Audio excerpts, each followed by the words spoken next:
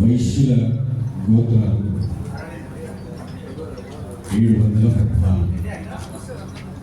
714 గోత్రాలలో 102 మాత్రమే ఎందుకు మిగిలాయి తెలుసా? అసలు అమ్మవారు ఆత్మార్పణ చేసుకోవాల్సినటువంటి అగత్యము కారణం ఏమిటో అర్థమైందా? తెలుసా మనకి? విష్ణువర్ధన రాజుకు 712 గోత్రాల వాళ్ళు తొత్తులుగా మారినందుకు కాదు, 108 గోత్రాల వారు చేసేటటువంటి పోరాటాన్ని సహకరించినందుకు మన జాతిలో కలిగినటువంటి అవమానాన్ని, మానాన్ని నిలుపుకోవడం కోసం అమ్మవారు ఆత్మార్పణ చేస్తున్నారు. అన్యాయాన్ని, అక్రమాలను ఎవరైనా చేస్తుంటే ఒక గ్రామంలో వైశ్యుడి దగ్గరికి వచ్చి తీర్పు చెప్పించుకునేవాడు. ఊరి పెద్ద మనుషులుగా వైశ్యులు ఉండేవాడు.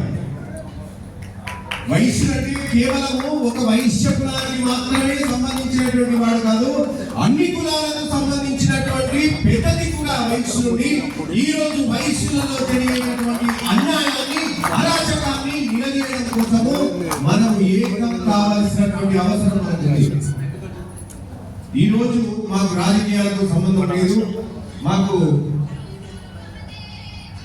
నిర్దిటి షాప్ గారు కానీ, మరి అమరావతి లక్ష్మీనారాయణ గారు కానీ మాకు సంబంధం లేదు. ఆధ్యాత్మికమైనటువంటి వాసవి కన్యకా పరమేశ్వరి వారసులమైన మనలో ఒక అన్యాయం జరిగిందని నాకు తెలిసి నేను స్వచ్ఛందంగా వచ్చాను. ఇక్కడ జరుగుతున్నటువంటి అన్యాయం నిజంగా అన్యాయం. స్క్రూటినీలో తీసివేయడం కాదు, మనము కదా చేయాలి స్క్రూటినీ. ఏ మీటింగ్ పెట్టారు? స్క్రూటినీ జరిగిన తర్వాత ఒక్కనే నా తలకు తానుగా ఇక్కడ అధికారికంగా నిరూపించుకోవడానికి వారికి ఉన్నటువంటి బలమి భయంతో నిలబెట్టారు. వారు ఈరోజు ఆ భయాన్ని ఎదుర్కోవడానికి వస్తే వారు రాజకీయ పరమైనటువంటి కుతంత్రం చేశారని మనకి ప్రస్ఫుటం అవుతుంది. అలాంటి రాజకీయ ప్రక్రియ ద్వారా జరిగినటువంటి కుట్రని, కుతంత్రాన్ని మనమందరం సైనికమైతే మనకు బయలాల అవసరం లేదు, రాజ్యాంగాన్ని మార్చుకోవచ్చు అనే రూల్ ఉంది మనకి. మనమందరం ఒక నిలబెట్టిన వాళ్ళే కదా, మనం నిలబెట్టినే కదా నాయకుడు. మనకు కాదన్న నాయకుడు నాయకుడు అవుతాడా? మనకు కాదంటామేమో అని ఏకగ్రీవంగా ప్రకటించుకున్న వారు నాయకులు కారు, కాకూడదు. రాండి, పోటీ చేయండి. పోటీలో అందరూ శాంఘాయిగా నిర్ణయమైనా ఉంటే పాల్గొనండి. ఎవరెవరు ఇది కేవలము మహాసభలో సభ్యత్వం ఉన్న వాళ్ళకు మాత్రమే వైశ్య సంఘమా, లేక ఇది ఆది వైశ్యుల కోసం, అభివృద్ధి కోసం పెట్టినటువంటి మహాసభ? ఇది ఆది వైశ్యుల కోసమే కదా.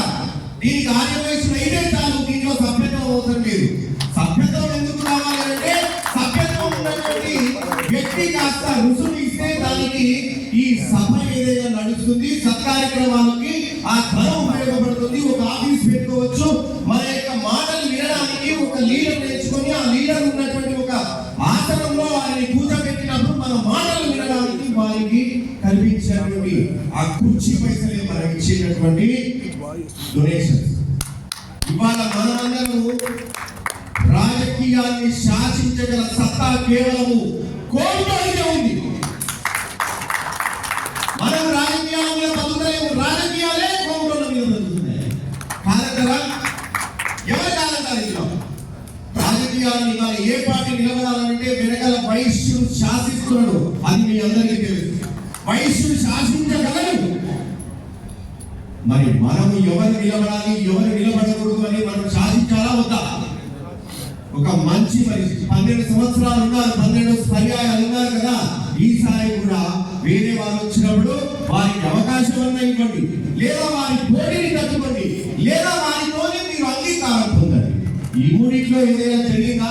మూడిట్లలో ఏదైనా జరిగితే మనం ఇక్కడ ఇవాళ ఈ సమావేశం అవ్వాల్సిన అవసరం లేదు. కాబట్టి ఏకం కావాల్సిన అవసరం ఉంది, సంఘటన కావాల్సిన అవసరం ఉంది, మనలో మనము పరిష్కరించుకోవాల్సిన అవసరం ఉంది, అన్యాయాన్ని నిలదీయాల్సిన అవసరం ఉంది. కాబట్టి మనం ఒప్పుకునే నాయకుడు, మనం ఒప్పుకోకపోతే నాయకుడు కాదు.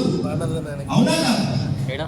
దీన్ని మీరందరూ కూడా మనస్సులో పెట్టుకొని ఏకమై దీన్ని కోర్టు దాకా వెళ్ళి ప్రతి ఒక్కరు మనం కాదు, మనందరం సాక్ష్యం ఇస్తే ఏ కోర్టైనా ఏం చేస్తారు, ఏ జడ్జికి ఎంత లంచం ఇచ్చినా ఏ జడ్జి అయినా ఏం చేస్తాడు, లంచం తీసుకుంటాడు. సరే మ్యానిపులేట్ చేస్తారు, సరే మీరందరూ మాటలు కాదని జడ్జి స్థానంలో కూర్చోగలరా? లేదా ఒక నాయకుడి పార్టీ యొక్క నాయకత్వంలో ముఖ్యమంత్రి సీట్లో కూర్చోగలరా? ఏ సీట్లో కూడా మీరందరూ కాదంటే కూర్చోలేరు. కాబట్టి కాదనాలా అవుననాలా మీరు గుండె మీద చేసుకోవాలి. ఇది సక్రమమైనటువంటి ఎన్నికని అనుకుంటే పర్వాలేదు, కాదనుకుంటే మాత్రం ప్రతి ఒక్కరు స్పందించి సపోర్ట్ చేయవలసింది అనుకుంటూ స్వామివారి కృప ఎవరైతే న్యాయం